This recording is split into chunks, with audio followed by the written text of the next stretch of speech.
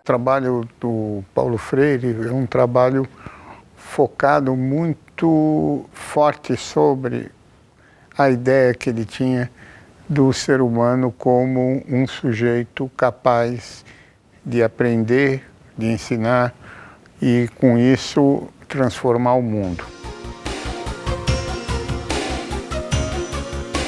Essa vocação é nata, e ele dizia que, portanto, qualquer processo de educação que não levasse em conta essa capacidade do ser humano de poder, através da educação, transformar o mundo, refletir sobre ele, etc., era um processo de desumanização. Então ele dizia, aulas ditadas para alunos que só recebem, alunos que não refletem sobre o conteúdo que é transmitido, que é repassado para eles, ou o professor que não leva em consideração que o aluno é um cidadão que tem conhecimento, que já viveu, que tem experiências anteriores. Então é importante que as pessoas, no processo de educação, considerem esta experiência anterior e um diálogo permanente com os professores faça refletir a partir da prática dessas pessoas, refletir a partir dessa realidade, para que ele pudesse avançar no conhecimento.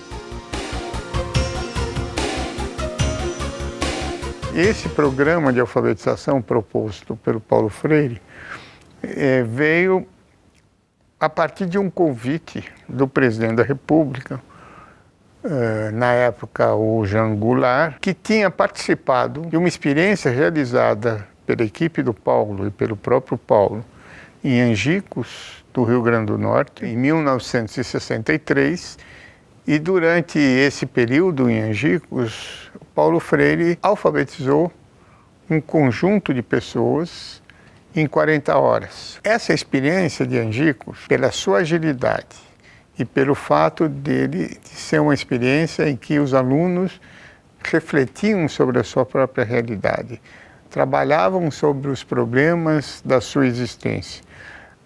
Essas duas questões fez com que o Paulo fosse convidado pelo Jango. Por que o Paulo, então, que só estava cumprindo uma recomendação, você pode dizer, da Unesco, das constituições, né, quase que um direito de qualquer um de ler e escrever, né, por que uma atitude dessa seria, portanto, reprovada por parte do governo militar? Primeiro, porque uma ampla campanha de alfabetização faria com que, muito rapidamente, um conjunto de pessoas que não sabiam ler e escrever passassem além de aprender a ler e escrever, a receber o título de eleitor. Além disso, entrariam para votar conscientes dos problemas, porque eles vêm de um processo de discussão sobre os seus problemas, sobre a sua realidade. Portanto, era muito mais difícil fazer um voto de cabresto, e isto certamente não era muito bem-vindo, vamos dizer, para um governo conservador que não gostaria de ter essa massa de pessoas mais pobres reivindicando seus direitos numa situação de conflito, né, que a gente estava vivendo naquela época. Ele viajou para a Bolívia, acompanhado do embaixador. Uma semana depois, teve um golpe militar lá também. Então, logo ele saiu e foi para Santiago do Chile. Em Santiago do Chile, ele ficou trabalhando para o governo do Eduardo Frei, que era democrata cristão. Nesse período, ele produziu muito, né? Ele publicou Educação como Prática para a Liberdade e Pedagogia do Oprimido, que é o livro mais conhecido, né? E depois desse período, a situação no Chile começou também a se acirrar, e ele, então, foi convidado para ir para os Estados Unidos e também para a Suíça, para Genebra. Nos Estados Unidos, ele fica trabalhando na Universidade de Harvard, ele trabalha lá um período, ele viaja bastante, ele já começa a ser bastante conhecido, e depois ele vai para o Conselho Mundial de Igreja, chega lá em 70, e permanece por 10 anos. Ele passa a ser uma pessoa que viaja muito. Ele passa a ser muito conhecido e volta ao Brasil já com anistia a partir de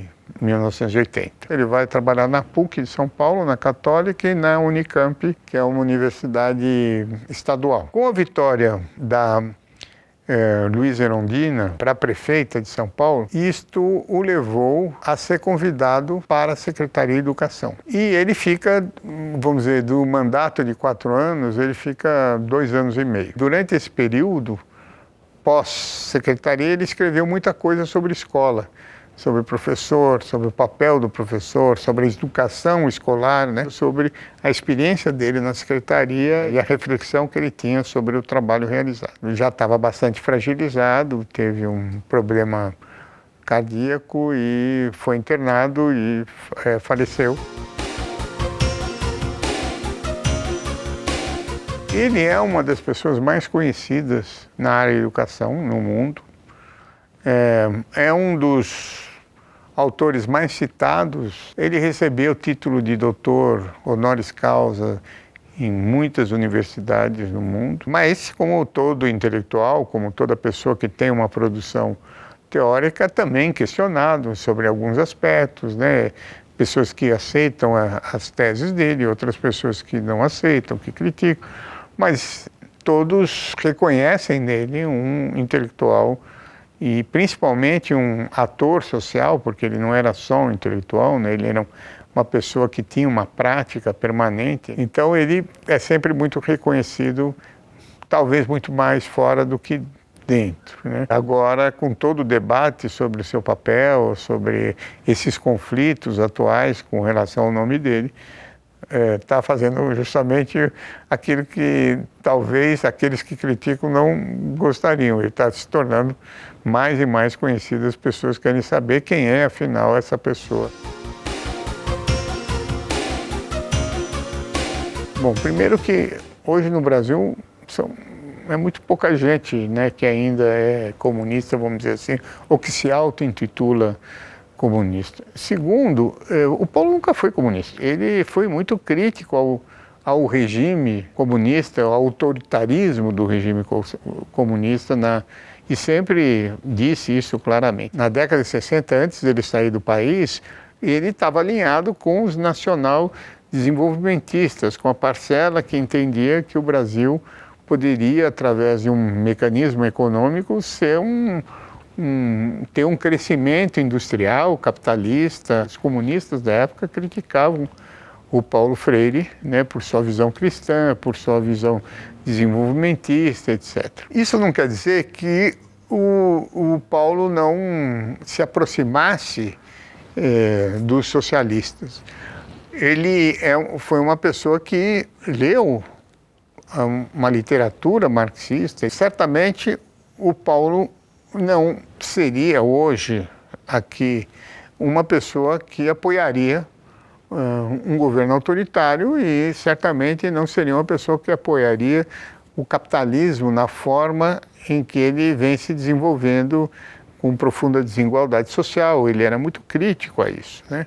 Mas dizer que ele era um comunista ou xingar, porque é usado meio como xingamento, né? Como se as pessoas não tivessem o direito de opção partidária, etc. Mas ele nunca foi. Eu sinto e vejo pelos estudos que são feitos que, vamos dizer, o Paulo Freire é pouco disseminado nas faculdades de educação, disseminado no sentido de estudar com densidade, né, o trabalho que ele é feito e, consequentemente, os professores saem com pouco conhecimento sobre sua obra e, portanto, com pouca aplicabilidade sobre isso. Talvez pelo fato de ele ter ficado tanto tempo fora e talvez até pelo fato de que os professores foram formados, na sua grande maioria, em épocas em que o verticalismo era uma marca, vamos dizer, no trabalho de formação dos professores. E os próprios professores, quando estudaram, né, também estudaram numa escola mais tradicional, etc. E isso se reproduz na sala de aula. É necessário, vamos dizer, um movimento cultural de incorporação gradativo não como uma camisa de força, mas como uma opção, vamos dizer, que o professor possa ter para o trabalho de sala de aula.